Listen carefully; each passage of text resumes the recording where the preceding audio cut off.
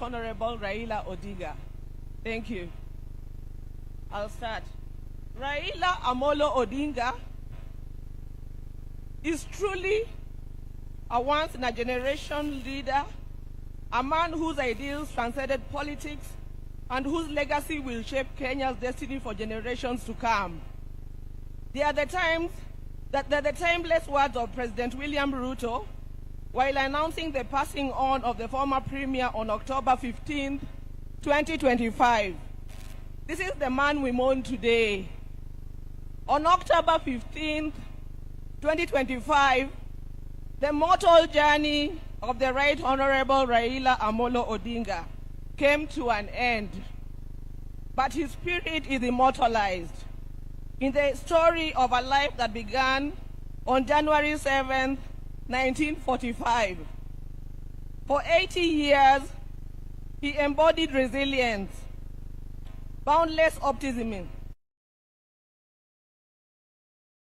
ventured into new frontiers and imagined new horizons, all in steadfast love for country.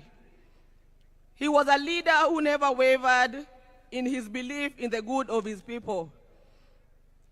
Raila Odinga lived a life of purpose.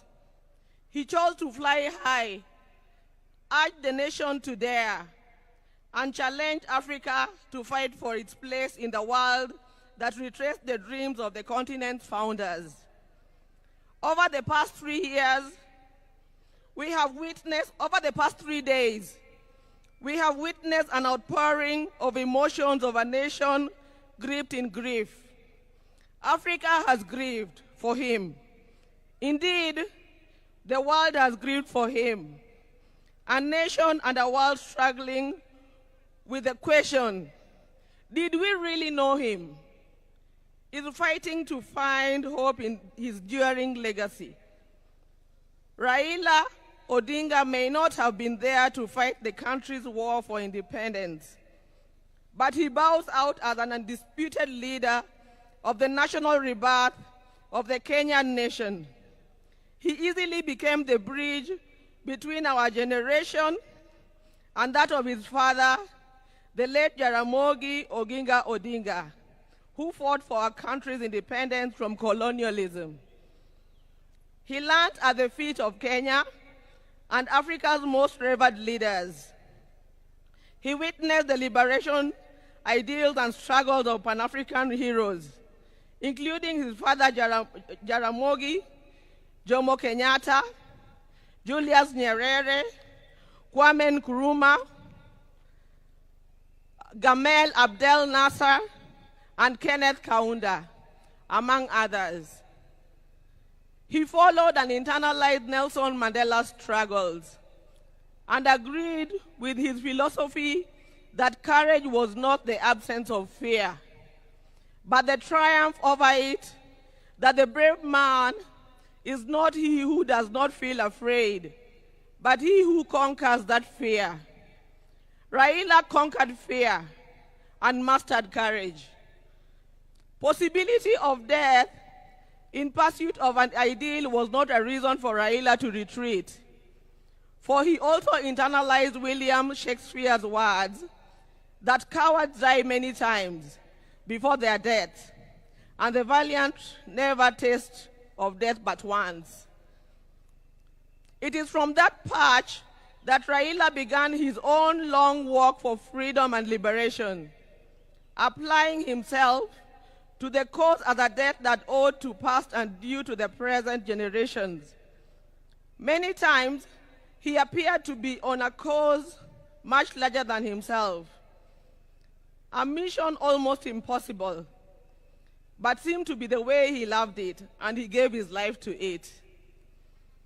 In emulating the giant footsteps of his father, and the spirit of selflessness that ran deep in his heritage, Raila Odinga, just as his father once declared that there could be no freedom without the release of their leader, Jomo Kenyatta, proclaimed Kibaki Tosha, a declaration that propelled NARC to bring an end to KANU's 40-year rule. This defining act was emblematic of the man himself. Raila Odinga was Raila Odinga. He never cared what others thought about him or his actions. He cared whether people bought into his vision and mission. Once he felt he had the mandate of the people, there could be no turning back. In the process, he became Kenya's ultimate political prisoner and one of Africa's best-known freedom fighters, a dedicated and down-to-earth servant of the people of Kenya, a headache to the corrupt elite, and a beacon of hope for those struggling for freedom not only in Kenya but across Africa and beyond. Generations to come will honor him and offer gratitude. Raila Odinga cared deeply about Africa and worried eternally about its decline. For that, he applied himself to peace and reconciliation missions across the continent whenever called upon. During the 1990s, he worked closely with the International Republican Institute as a resource person for peace and conflict resolution in the war-torn countries and offered similar support to peaceful elections.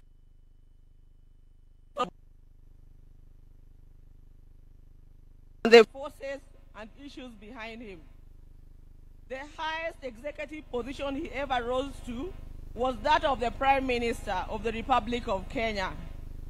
Following the signing of a National Accord and Reconciliation Act of 2008, which created the office to facilitate power sharing after the controversial 2007 elections.